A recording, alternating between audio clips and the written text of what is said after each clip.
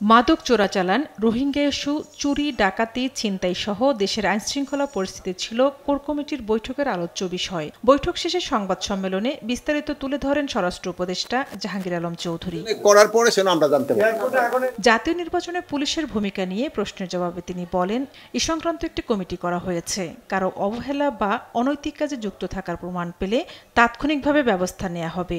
দ্রুত police commission গঠনের কথাও জানান স্বরাষ্ট্র উপদেষ্টা।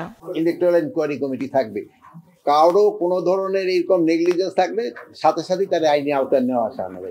আগে যেমন খালি ওই জিডি করে রাখতে কেস না, এইবার সাথে সাথে তারা পানিশমেন্টের আওতায় নিয়ে আসা হবে। পুলিশের প্রতি আমার নির্দেশনা, ইলেকশনটা হইতে হবে ফ্রি, ফেয়ার, ক্রেডিবল এবং উৎসবমুখর। কথা বলেন হযরত শাহজালাল আন্তর্জাতিক বিমানবন্দরে অগ্নিকাণ্ড নিয়েও তদন্ত কমিটি কাজ করছে জানিয়ে উপদেষ্টা বলেন, কার্গো থেকে কোনো অস্ত্র খোয়া গেছে কিনা তা এখনো জানা যায়নি। অগ্নিকাণ্ডটা ঘটনা ঘটছে ওই জায়গায় একটা কিন্তু কমিটি গঠন করা হয়েছে।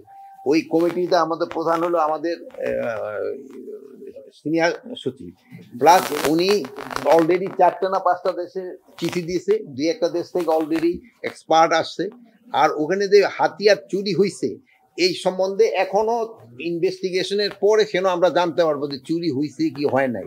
যদি চুরি হয়ে থাকে, যদি সেই সময় কার মাধ্যমে হয়েছে এবং কে দায়ী তার আইনের আওতায় নেওয়া হবে। বাট এখন পর্যন্ত আমরা তো এস্টাবলিশই করতে পারি নাই যে এখানে কয়টা হাতিয়ার চুরি হয়েছে বা আউদো চুরি হয়েছে কিনা। জানান, সম্প্রতি রাউজান থেকে 11টি অস্ত্র উদ্ধার এবং কয়েকজনকে আটক করা হয়েছে। এ সময় ভারতে পলাতক আইনশৃঙ্খলা বাহিনীর শীর্ষ কর্মকর্তাদের দেশে ফিরিয়ে আনতে উদ্যোগ নেওয়ার কথাও জানান স্বরাষ্ট্র উপদেষ্টা।